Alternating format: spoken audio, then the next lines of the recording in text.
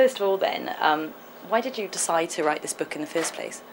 Well, I was on holiday a few years ago in France in the summer, and I just had an inclination. I was going to say urge, that's too strong a word.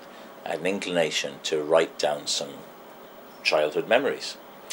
So I did that sort of longhand, just writing stuff down in a notebook, and I enjoyed it. And then when I got back from the holiday, my agent phoned and said there'd been, she said a few publishers been on the phone asking if you would be interested in writing your memoirs. And I said, well, funnily enough, I've just been doing just that. So we met up with all these different publishers, and I felt like it was a good time to do it. And then in the course of talking to these publishers and telling them my story, that was when the idea came that it would only go up to 2,000.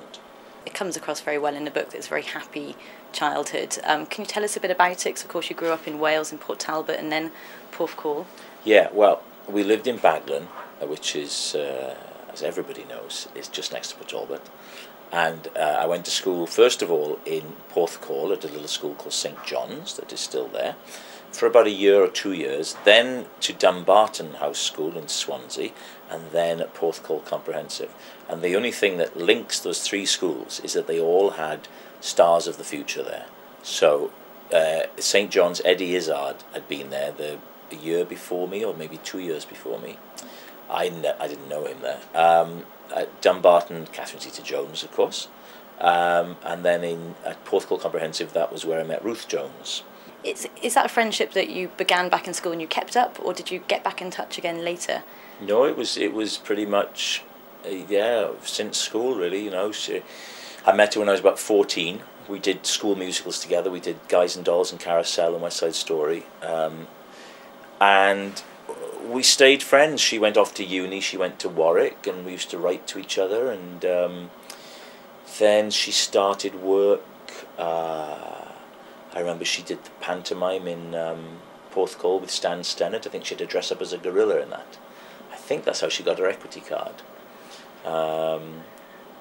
And I remember once we were sat not far from here in Cardiff in a cafe, and she was thinking of throwing the towel in, and because acting wasn't working for her. And I think I said to her, no, I think you're very good. You should keep going. And I think I say in the book, luckily for both of us, she did.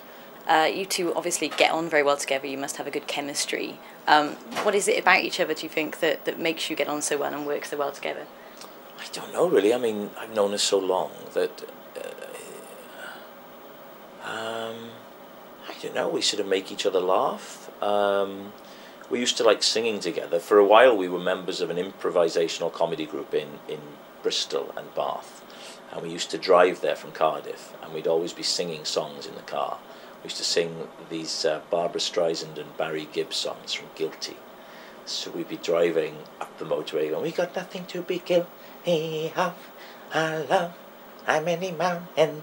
And, that was great fun. So when we then eventually did that record for Comic Relief, when we did Islands in the Stream, and Robin Gibb, one of the Bee Gees, was on that, and Tom Jones, of course, for us, it was just incredible, because we'd done these school shows together, and we'd done, all that singing in the car. So there we were in Las Vegas, in the desert with Tom Jones, and we kept looking at each other, kind of going, ooh, like we just couldn't believe it. What's occurring, Pussycat? Well, going back to obviously some of the other things you wrote about in your book, there were some things in there that, of course, were very serious, and one of them being your younger brother, who you talked about. How difficult was it writing about what happened there? Well, you're referring to, I had a younger, before my brother Pete was born, I had a younger brother, Jeremy, who passed away of cot death at about 6 months old. Yeah, it was, it's not a pleasant thing to write about, but I suppose more for my parents than for me, because I was I think I was 6 at the time.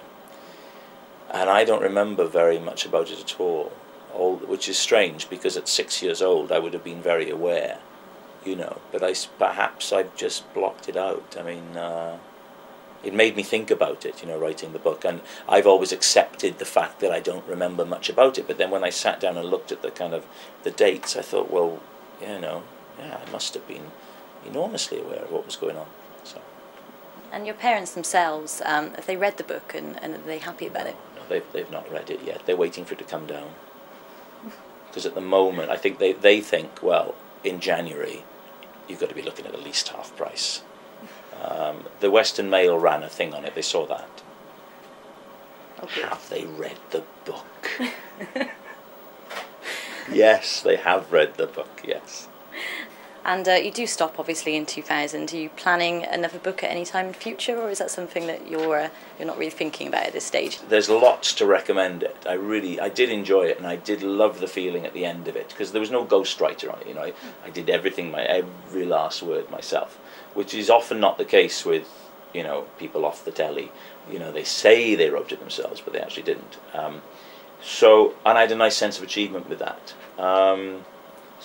Yeah, I definitely like to write something else. Are you thinking perhaps then something else, like a novel or something like that? Or a limerick, maybe the world's longest limerick, or a puzzle, you know, or a word search.